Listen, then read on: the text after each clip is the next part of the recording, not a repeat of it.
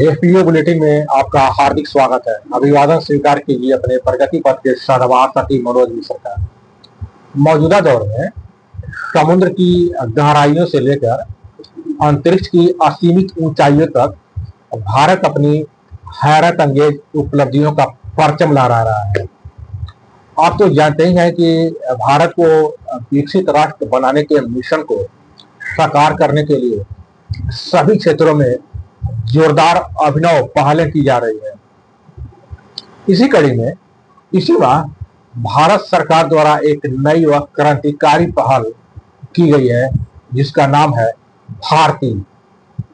भारती तो कैसा इनिशिएटिव है यह भारती, इसका उद्देश्य क्या है, भारती से जुड़कर कैसे तरक्की की जा सकती है, इससे देश को क्या फायदा होने वाला है, ये तमाम लाभकारी बातें जानने के लिए इस वीडियो के अंत तक आपको मेरे साथ बने रहना होगा। देखिए, पूरी दुनिया में भारतीय कृषि उत्पादों की दमदार मौजूदगी सुनिश्चित करने और स्टार्टअप को प्रोत्साहित करने के लिए हाल ही में भारत सरकार के वाणिज्य मंत्रालय द्वारा आरंभ किए गए एक धमाकेदार इनिशिएटिव का संक्षिप्त नाम है भारती। इसका पूरा नाम है Bharat hub for agritech resilience advancement और इंक्यूबेशन फॉर एक्सपोर्ट इनेबलमेंट। दरअसल कृषि और खाद्य प्रसंस्करण क्षेत्र में नवाचार, प्रौद्योगिकी और उद्यमिता को बढ़ावा देने के लिए एक विशेष पहल है।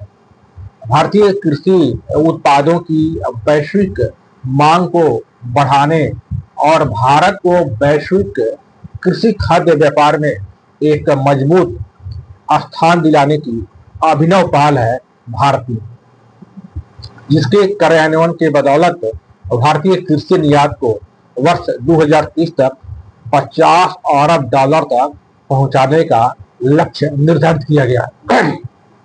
वास्तव में यह पहल आत्मनिर्भर Bharat, vocal for local, digital India और स्टार्टअप इंडिया जैसी भारत सरकार के अन्य पहलों के अनुरूप ही है। इसी माह से आरंभ होने वाले भारती के पहले पायलट चरण में कृषि और प्रसंस्कृत खाद्य उत्पाद निर्यात विकास प्राधिकरण यानी एपीडा द्वारा 100 स्टार्टअप्स को एक एक्सपोर्ट इनेबलमेंट प्रोग्राम के लिए शॉर्टलिस्ट किया जाना है, जिसमें टेक्नोलॉजी आधारित सेवा प्रदाता, उच्च मूल्य वाले एग्री फूड उत्पादक व इनोवेटर्स आदि चयनित किए जाएंगे। अब इन चयनित स्टार्टअप्स को उत्पाद विकास, निर्यात की तैयारी, बाजार पहुंच व नियामक अनुपालन आदि विषयों पर गुणवत्तापूर्ण प्रशिक्षण दिया जाएगा ताकि वे सबल बनने के साथ साथ अपने कृषि उत्पादों को अंतर्राष्ट्रीय बाजार में निर्यात कर सकें। इस पायलट पहल की सफलता व इससे प्राप्त अनुभवों के आधार पर सरकार अन्य कृषि उत्पादक कंपनियों व स्टार्टअप्स आदि को भारती से जोड़ने की पहल करेगी ताकि वे भी विश्व पटल पर दमदार कारोबारी खिलाड़ी बन सके। अब आप इस भारती पहल के मुख्य लक्ष्य व उद्देश्य को भी संक्षेप में समझ लीजिए। देखिए, इस पहल का पहला सबसे महत्वपूर्ण लक्ष्य 2030 तक कृषि खाद्य निर्यात के मूल्य को उल्लेखनीय रूप से बढ़ाकर भारत की निर्यात क्षमता को मजबूत करना है। भारतीय पहल का दूसरा जो अहम लक्ष्य है जो निर्धारित किया गया है वो है एआई आधारित गुणवत्ता नियंत्रण, ब्लॉकचेन सक्षम ट्रेसबिलिटी, इंटरनेट ऑफ थिंग्स से जुड़ी कोल्ड चेन और एग्री फिनटेक जैसी उन्नत तकनीकों पर काम कर रहे स्टार्टअप्स को प्रोत्साहित करना। भारतीय का तीसरा जो अहम लक्ष्य है, या आप एक कहें कि इसका उद्देश्य है वो है स्टार्टअप्स को उत्पादों के विकास, निर्यात की तैयारी, नियामक अनुपालन और बाजार तक पहुंच बनाने में मदद करने के लिए एक 3 महीने का एक्सलेरेटर प्रोग्राम में शामिल कर उनका समग्र सबलीकरण करना है।